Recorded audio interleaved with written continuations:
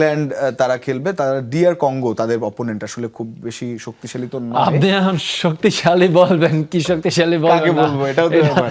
Congo তো ইতিহাস গড়ে কঙ্গো অলরেডি ড্র করেছে না পর্তুগালের সাথে। হ্যাঁ। তো আপনি আসলে কাকে কিভাবে প্রেডিক্ট করবেন, এটা আমাদের আপনারা আমার খুবই ডিফিকাল্ট হয়ে যাচ্ছে এবার। হ্যাঁ। এখন ঘটনা হয়েছে আপনার ধরেন ইংল্যান্ড সবসময় ফিজিক্যাল বা এখন অ্যাটাকিং অ্যাপ্রোচ, লং পাস বা ওদের ফুটবল অনেক কিছু চেঞ্জ এসেছেন, যেটা কিনা গত ওয়ার্ল্ড কাপের থেকে এবার আরো বেশি পজিটিভ। কিন্তু ডিআর কঙ্গো এরকম একটা টিম যারা কিনা ফুললি আপনার ডিফেন্স লাইনটাকে একদম পুরো ক্লোজ করে রাখতে পারে। ইভেন তো শুধু ওই জায়গায় দাঁড়ায় থাকে না, তারা একদম যখন যার কাছে বল নিয়ে আসে তাদের প্রেস করে, এবং তাদেরকে একা প্রেস করে না, দুইজন তিনজন মিলে প্রেস করে। তো এই যে ব্যাপারগুলি, এই ব্যাপারটা যদি উতরাইতে পারে ডেফিনেটলি ইংল্যান্ডের ফরে ম্যাচ যাবে। বেলজিয়াম সেনেগাল এই এই ম্যাচটা তো অনেক ইম্পর্টেন্ট। বেলজিয়াম সেনেগাল, বেলজিয়াম তো ম্যাচটা বেলজিয়ামের জন্য অনেক টাইট হবে।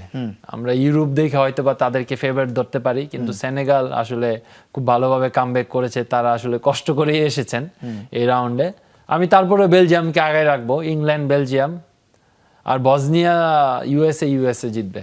ওকে, বসনিয়া ইউএসএ জিতবে, কারণ ইউএসএ আসলে আমি এই পাশের লাইনটাকে আপাতত ইংল্যান্ড বেলজিয়াম যুক্তরাষ্ট্র জি। এটা আপনি রাখছেন। তবে কঙ্গো সেনেগাল বা বসনিয়া, বিশেষ করে সেনেগাল এবং কঙ্গো কঠিন পরীক্ষা নিতে পারে, অবশ্যই নেওয়ার চান্স বেশি বেলজিয়াম এবং ইংল্যান্ডের।